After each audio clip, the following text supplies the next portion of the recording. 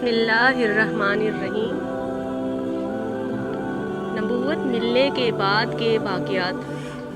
امام بہیقی اور ابو نعیم نے حضرت ابو امامہ رضی اللہ عنہ سے روایت کیا ہے، وہ فرماتے ہیں کہ بنی ہاشم کا ایک پہلوان تھا، اس کا نام رکانہ تھا۔ وہ تمام لوگوں سے زیادہ بہادر اور قوی تھا۔ وہ مشرک تھا اور وادی اعظم میں بکریاں چرایا کرتا تھا۔ ایک دن حضور صلی اللہ علیہ وسلم اپنے کاشانہ اقدس سے نکلے اور اس وادی میں تشریف لے گئے۔ آپ صلی اللہ علیہ وسلم نے رکانہ سے ملاقات کی۔ اس وقت حضور نبی کریم صلی اللہ علیہ وسلم کے ساتھ کوئی اور آدمی نہ تھا۔ رکانہ آپ کے پاس آ کر کہنے لگا، اے محمد صلی اللہ علیہ وسلم، کیا آپ وہ شخص ہیں جو ہمارے بتوں لات و عزیٰ کو دشنام ترازی کرتے ہیں اور اپنے حکیم اور عزیز رب کی طرف دعوت دیتے ہیں؟ اگر ہمارے اور آپ کے درمیان قرابت داری کا تعلق نہ ہوتا تو میں آپ سے کوئی گفتگو نہ کرتا بلکہ آپ کو قتل کر دیتا۔ آج آپ اپنے عزیز اور حکیم رب کو بلا لیں کہ وہ مجھ سے آپ کو بچا لے۔ میں عنقریب آپ پر ایک معاملہ پیش کرنے لگا ہوں، وہ یہ کہ کیا آپ مجھے بچھاڑ دیں گے؟ آپ اپنے عزیز اور حکیم رب کو بلا لیں کہ وہ میرے خلاف آپ کی اعانت کرے، میں بھی لات و عزیٰ کو بلا لیتا ہوں۔ اگر آپ نے مجھے بچھاڑ دیا تو پھر میرے ریوڑ سے آپ کو اپنی پسند کی بکریاں لینے کی اجازت ہوگی۔ اس وقت نبی کریم صلی اللہ علیہ وسلم نے فرمایا، اگر تو کشتی لڑنا چاہتا ہے تو میں اس کے لیے تیار ہوں۔ حضور صلی اللہ علیہ وسلم نے دعا کے لیے ہاتھ بلند کیے، پھر اس کو بچھاڑ دیا اور اس کے سینے پر بیٹھ گئے۔ رکانہ نے کہا، آپ میرے سینے سے اٹھ جائیں، آپ وہ ذات نہیں جس نے مجھے بچھاڑا ہے، بلکہ آپ سے کشتی لڑنے سے پہلے کسی شخص نے بھی میرا پہلو زمین پر نہیں لگایا تھا۔ رکانہ نے کہا، آئے ہم دوبارہ کشتی لڑتے ہیں۔ اگر آپ نے مجھے اس کشتی میں مغلوب کر دیا پھر آپ کو میرے اس ریوڑ سے اپنی پسند کی 10 بکریاں لینے کی اجازت ہوگی۔ آپ صلی اللہ علیہ وسلم نے پھر دعا کے لیے اپنے ہاتھوں کو بلند کر دیا۔ حضور نے کشتی میں رکانہ کو پھر مغلوب کر دیا اور آپ اس کے سینے پر بیٹھ گئے۔ رکانہ نے کہا، آپ اٹھ جائیں، آپ نے مجھے مغلوب نہیں کیا بلکہ آپ کے حکیم اور عزیز معبود نے مجھے شکست سے دوچار کیا ہے اور لات و عزیٰ نے مجھے رسوا کر دیا ہے۔ آپ سے قبل کوئی شخص بھی میرا پہلو زمین پر نہیں لگا سکا تھا۔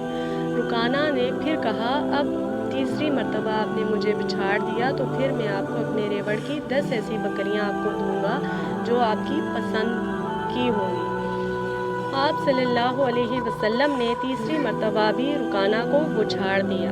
رکانہ نے کہا، آپ نے مجھے نہیں بچھاڑا، آپ کے عزیز و حکیم رب نے مجھے مغلوب کیا ہے، مجھے لات و عزیٰ نے رسوا کر دیا ہے، وہ میری بکریاں چر رہی ہیں، ان میں سے آپ جو چاہیں پسند کر لیں۔ حضور صلی اللہ علیہ وسلم نے فرمایا، میں بکریوں کی خواہش نہیں رکھتا، میں تو تجھے اسلام کی دعوت دیتا ہوں۔ مجھے یہ پسند نہیں کہ تو آتش جہنم کا ایندھن بنے۔ اگر تو اسلام قبول کر لے گا تو بچ جائے گا۔ رکانہ نے کہا، میں اس وقت تک ہرگز اسلام قبول نہیں کروں گا جب تک آپ کا مجھے کوئی نشانی نہ دکھا دے۔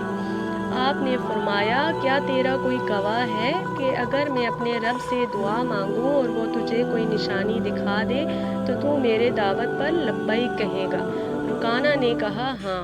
آپ کے قریب ہی ایک ببول کا درخت تھا جس کی کئی چھوٹی بڑی شاخیں تھیں۔ حضور نبی کریم صلی اللہ علیہ وسلم نے اس کی طرف اشارہ کیا اور فرمایا، اللہ کے حکم سے میری طرف آ جا۔ وہ درخت 2 حصوں میں تقسیم ہو گیا، اس کا ایک حصہ اپنے تنے اور شاخوں سمیت بارگاہ مصطفیٰ میں حاضر ہو گیا۔ وہ درخت حضور نبی کریم صلی اللہ علیہ وسلم اور رکانہ کے درمیان آ کر کھڑا ہو گیا۔ یہ معجزہ دیکھ کر رکانہ نے کہا، آپ نے مجھے ایک عظیم علامت دکھائی ہے، اب آپ اس کو حکم دیں کہ یہ دوبارہ اپنی جگہ پر چلا جائے۔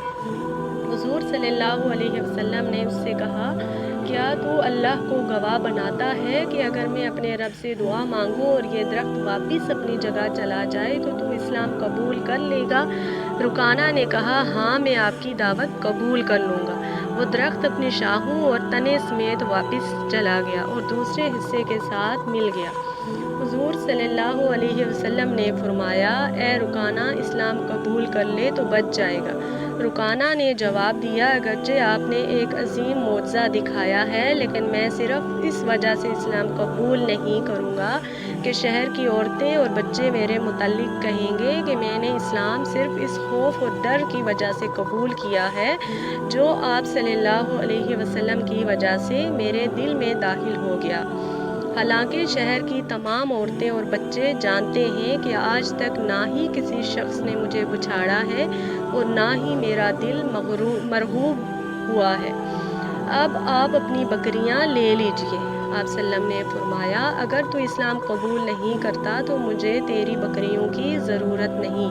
हुजूर सल्लल्लाहु अलैहि वसल्लम वापस तशरीफ़ ले आए। हज़रत अबू बकर सदीक़ और हज़रत उमर फ़ारूक रज़ी अल्लाह अन्हा भी आप सल्लल्लाहु अलैहि वसल्लम को तलाश करते करते उस मुकाम पर आ गए। उन्हें इत्तला मिली थी कि हुजूर वादी अज़म की तरफ तशरीफ़ ले गए हैं। ये बात मशहूर थी कि रुकाना की वादी में कोई शख्स भूले से भी कदम नहीं रख सकता था। वो दोनों हजरात आपकी जुस्तजू में निकले। उन्हें ये खदशा लाहिक हो गया कि हुजूर सल्लल्लाहु अलैहि वसल्लम की मुलाकात रुकाना से हो जाए और वो आपको शहीद ना कर दे। उन्होंने हर नशीब व फराज में आपको तलाश करना शुरू किया। अचानक उन्होंने देखा कि नबी मोहतरम सामने से तशरीफ़ ला रहे हैं। उन्होंने अर्ज़ किया, या रसूल अल्लाह, आप इस वादी में अकेले कैसे तशरीफ़ ले आए? हालांकि ये बात सब लोग जानते हैं कि ये रुकाना की वादी है और वो तमाम लोगों से ज़्यादा बहादुर है और आपको जुटलाने में सबसे आगे है। हुजूर सल्लल्लाहु अलैहि वसल्लम ने मुस्कुराते हुए फरमाया, उसकी रसाई मुझ तक नामुमकिन थी। मेरे साथ अल्लाह ताला है। हुजूर ने उन्हें तमाम दास्तान सुनाना शुरू की। आप सल्लल्लाहु अलैहि वसल्लम के मौज़े के मुताल्लिक सुनकर उन दोनों ने ताज्जुब का इजहार किया। उन्होंने हैरत का इजहार करते हुए पूछा, या रसूल अल्लाह सल्लल्लाहु अलैहि वसल्लम, क्या आपने रुकाना को उछाड़ दिया था? हमें उस ज़ात की कसम जिसने आपको हक के साथ मबऊस किया है, हम नहीं जानते कि किसी इंसान ने उसका पहलू ज़मीन से लगाया हो। हुजूर सल्लल्लाहु अलैहि वसल्लम ने फरमाया, मैंने अपने रब से दुआ मांगी थी, उसने उसके खिलाफ मेरी अगानत की थी।